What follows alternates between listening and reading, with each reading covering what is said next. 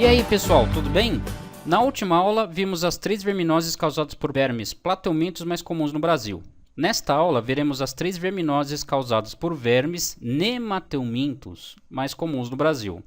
São elas ascaridíase, ancilostomose e filariose. Vamos começar pela ascaridíase. Agente etiológico é o Ascaris lumbricoides, popularmente chamado de lombriga. E vetor não existe. Lembre que nem toda doença tem vetor. Como é que é o ciclo de vida da lombriga, do Ascaris lumbricoides? Vamos começar aqui com uma pessoa que tem a lombriga. Ela tem os ovos das lombrigas nas fezes e quando faz as necessidades no ambiente, mais hora menos hora, esses ovos chegam a um corpo d'água que geralmente é o açude da fazenda. Uma pessoa que viva nessa região pode ingerir a água ou alimentos crus contaminados com os ovinhos da lombriga. Aí o ovo passa pelo tubo digestório, eclode no intestino da pessoa e assim, como na cisticercose, libera a larvinha que perfura a parede intestinal e cai na circulação. E aí durante mais ou menos uma semana, as larvinhas vão chegar até o pulmão da pessoa. Perfuram os alvéolos, sobem os bronquíolos, brônquios, traqueia, chegando à faringe. Como o sangue extravasa para os alvéolos, a pessoa passa a apresentar sintomas de doenças respiratórias, como a pneumonia, por exemplo. Na faringe, a pessoa deglute, a larva volta para o intestino e vira os vermes adultos, macho e fêmea, que copulam, e a fêmea fica com os ovinhos e faz a postura desses ovos nas fezes, completando o ciclo. Quantas lombrigas uma pessoa pode ter? Observe esta foto aí. Dezenas ou centenas, talvez.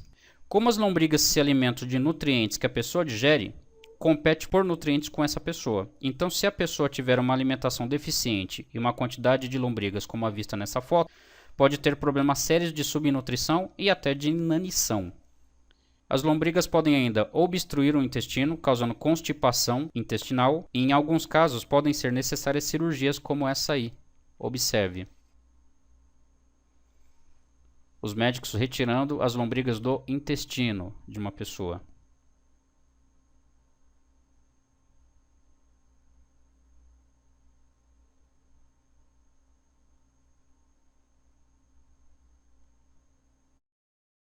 Observe a quantidade de lombrigas que essa pessoa tem.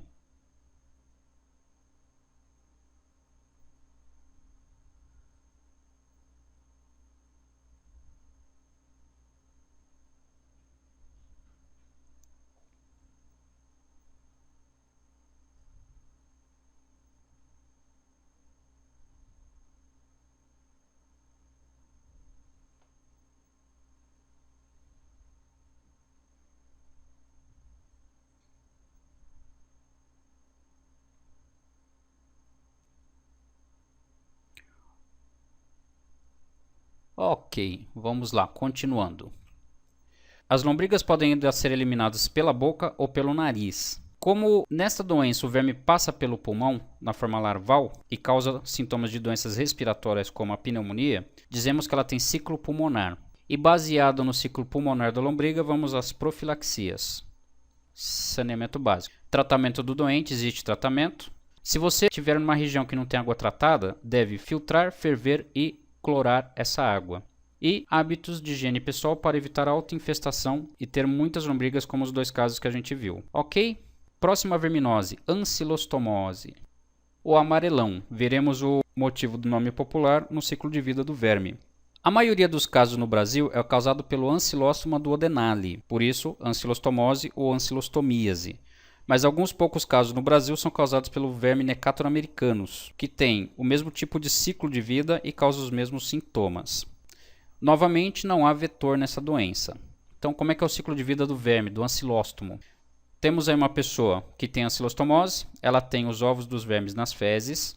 Quando faz as necessidades no ambiente, ao contrário agora da lombriga, por exemplo, que a eclosão do ovo é no intestino, a eclosão do ovo do ancilóstomo é em cima das fezes que estão no ambiente. A larvinha fica andando ali, se alimentando de bactérias. E se uma pessoa, geralmente trabalhador rural, que anda descalço, pisar nessas fezes, as larvinhas vão entrar ativamente através da pele, não passivamente através da alimentação como na ascaridíase. e alcançam a circulação. Então o vetor não existe porque a penetração é ativa. Através então da circulação, durante mais ou menos de novo uma semana, as larvas vão chegar até o pulmão, causando problemas respiratórios parecidos com pneumonia, que se passarem uma semana sem uso de medicamento, ou era ascaridíase ou é ancilostomose.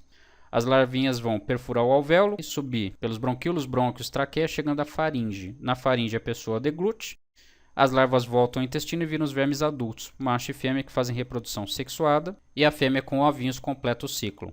Comparando a ascaridíase com a ancilostomose, os ancilóstomos não competem pela absorção de nutrientes digeridos pela pessoa. Observe a foto aí. Está vendo esses dentículos aqui?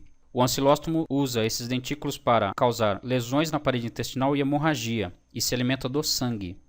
E a pessoa então perde tanto sangue pela hemorragia que o seu corpo desvia a circulação periférica para órgãos internos e a pele fica amarelada, daí o nome amarelão. Outra diferença em relação à ascaridíase é que no amarelão a penetração do verme é ativa, como já vimos, e na lombriga é passiva através da alimentação. Um sintoma comum de ancilostomose é a geofagia, que é o ato de comer terra. A explicação biológica para esse ato instintivo é que na terra tem ferro, que é usado para repor as hemoglobinas que foram perdidas pela hemorragia.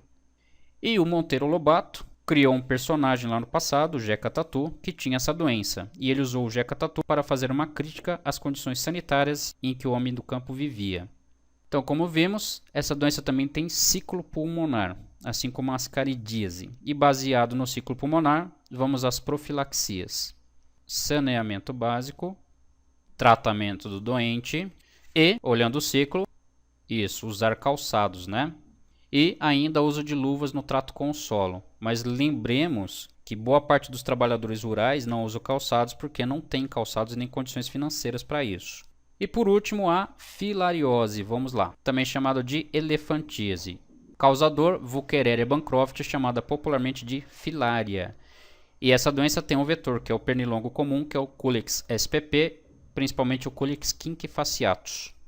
Vamos ao ciclo de vida da filária. Como é transmitido por mosquito, geralmente é a fêmea, né? Que tem as microfilárias na glândula salivar e quando pica uma pessoa, injeta as microfilárias na corrente sanguínea e do sangue as microfilárias chegam no sistema linfático, viram os vermes adultos, fazem a reprodução sexuada. À noite, as microfilárias geradas pela reprodução voltam para a circulação e na pele, se o mosquito Culex não infectado picar a pessoa, fica infectado e completa o ciclo. Qual é o problema disso? Veja essa figura aí, ó, sistema linfático. Temos aqui um capilar sanguíneo, em marrom o sistema linfático, né, um vaso linfático aqui, e o nódulo linfático, e aqui uma veia. Então, pelo capilar sanguíneo, chega, por exemplo, o plasma, que é a parte líquida do sangue, é o plasma que extravasa por meio das células, levando nutrientes para essas células. As células devolvem, por exemplo, toxinas e outros metabólitos, e esse líquido a gente chama de líquido intersticial ou tissular, por exemplo. Boa parte desse líquido volta para os capilares sanguíneos, mas uma parte desse líquido é drenada pelo vaso linfático aqui, ó. E esse líquido amarelado passa a ser chamado de linfa. O vaso linfático que tem fundo cego, perceba, parece um beco sem saída e tem válvulas para evitar o refluxo, drena a linfa até o nódulo linfático. E no nódulo linfático, onde tem linfócitos, que são células de defesa, agentes patogênicos que porventura estejam presentes nessa linfa são combatidos, são eliminados e o líquido volta para as veias. Bom, as filárias se reproduzindo nos vasos linfáticos e nos nódulos também causam obstrução deles, o que impede a drenagem da linfa. Como o plasma não deixa de extravasar dos capilares e a linfa não é drenada adequadamente, com o passar do tempo, o tecido vai se enchendo de líquido, o que causa um edema, um inchaço.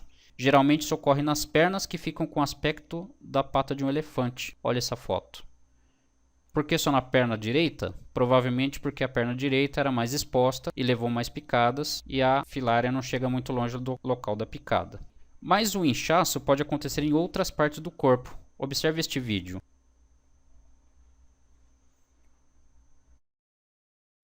O que está inchado aí? Exatamente, é o saco escrotal. Nas mulheres pode acontecer, por exemplo, nas mamas.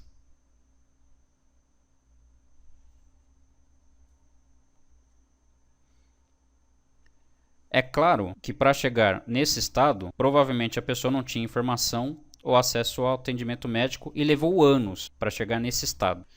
Beleza? Voltando então, a partir do conhecimento do ciclo de vida, vamos às profilaxias. Muito bem, o combate ao mosquito, tratamento do doente existe. Em casos mais graves como os vistos, seriam necessárias cirurgias plásticas reparadoras. Uso de telas em portas e janelas, muito bem, e uso de repelentes. Pessoal, de verminoses, as principais são essas para os vestibulares. Na próxima aula, voltaremos ao estudo dos filos animais com os moluscos. Abraços e até a próxima. Tchau, tchau.